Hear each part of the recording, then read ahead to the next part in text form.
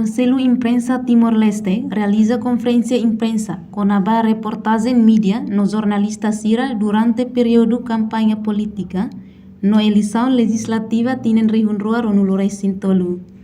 Membro Conselheiro Conselho Imprensa Espírito Dias Ximenes Dehan, Conselho Imprensa realiza reunião plenária horsek com a processo campanha eleitoral fulan ida nyalaran winsa cobertura iha base tuir mata dalang nebe iha ona.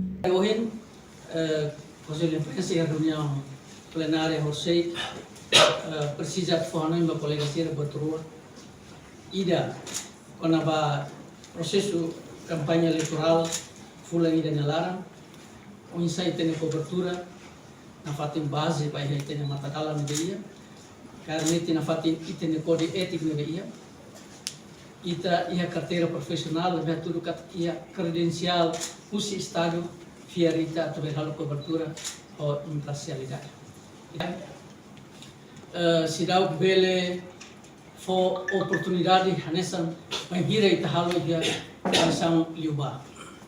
Liu konaba unsa vota móvel.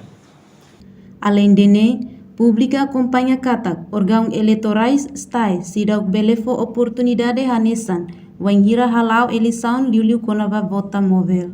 Kami na fatin ba colegas organisasi atau continua tale kode etika jornalistika nian wangira halau cobertura eleição parlamentar kodi nunei na bele hatudu ita halis pa partido ida ka halis pa líder partido bala. Imparcialidade é importante, imparcialidade profissionalismo ita dia makin imparcialidade.